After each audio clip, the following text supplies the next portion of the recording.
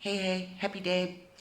I'm here today to give you a message about your magnificence, my magnificence, us, our magnificence as individuals and beings.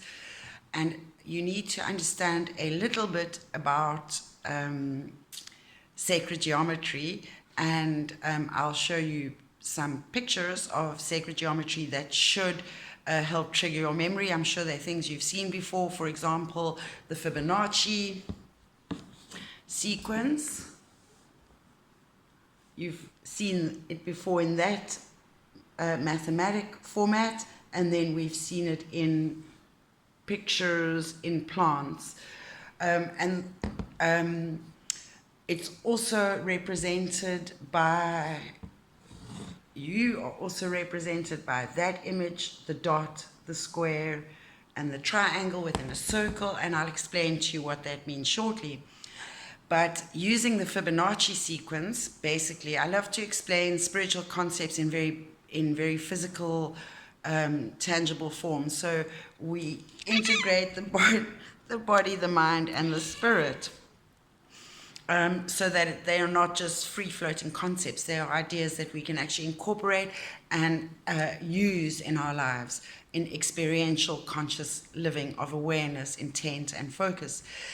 So your magnificence, let me explain to you how you are all that ever was and all that ever will be in the here and now. So there may be many of us, but that means we are all that, the same that you are all that. So if you imagine you were conceived, you were fertilized from the egg from a mother, a maternal being, a female of the species, and then there was the sperm from the male species. And the sperm penetrated the ovum and the egg, and if it penetrated, that egg would then start to, it would divide and become more cells, and eventually it would evolve into, the cells would construct into you, the human being, with body parts and organs, a mind, and a consciousness, both unconscious state of mind and or being, and which is our survival state of fight or flight. Also then our higher intellectual selves, which is then the consciousness, the higher mind. So, all this started somewhere. We hear very many different theories about how life began, but essentially it began somewhere, somehow. Let's just say it started off with a very simple organism. So like in the Fibonacci sequence, that would be the initial, that would have been the initial dot, the nucleus. So we started somewhere, and we might have started at a very basic point. And through the experience with our environment, we evolved. I guess that brings into question the evolution concept, but I don't want to get hooked on things. I just want to create an imagery for you so you understand. That thing engaged with its environment, air, water, and soil, and it evolved. And we know that we have to adapt in order to evolve, in order to stay current and up to date with the current state of things, the zeitgeist. It doesn't matter, it's on every level, in every dimension of our life: economics, politics, social conditioning. What we found acceptable 200 years ago, we don't necessarily find acceptable now, and what's going on now perhaps then would have been hella offensive. So things have changed, and society has always adapted to its environment changing, but so too has the organism. So you as an organism came from something that came from something else that came from something else.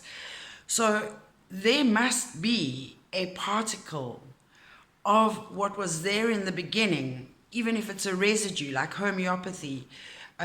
Even if it's a residue, there is a cellular memory, because we evolved from that.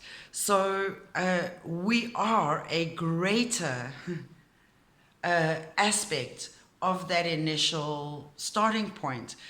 And that means that within you, and because you breathe the air, that too contains a memory and the history of everything that ever happened. The water is the same, and the earth is the same, the soil. They contain particles or a memory, whether it's energetically or it's actually viable in some form that we either know of and or yet don't know of. They are the all of everything that ever was. And so too are you, which means that you are everything, and it means that you are magnificent. You are the ultimate survival of an evolutionary and adjusting process. And if you think about it, there are so many things that could have gone wrong for you not to be here now, from conceptualization, and even before that, to your parents existing. Had they not existed, you perhaps may not have existed. So it's very hard not to, when you can look at yourself as the greatest expression of the Fibonacci sequence in every level. You have evolved physically, mentally, spiritually through all the ages of time that this planet has ever existed and that life has existed. There is somewhere in you some of that amoeba. Whether it's a memory or actually as a parasitic form in the form of worms or flukes or whatever. So knowing that you are magnificent and all that ever was is really important. And it's also important to remember that in your everything, you're also nothing. Because as you live, so you will die. As you were born, so you will die. And your existence is, even though it is infinity, it is also temporary. So when you remember your magnificence, do so with some humility, compassion, and empathy. And thank you for listening. And if you have any questions or would like to engage, I'd love to hear from you. Namaste in Lakesh.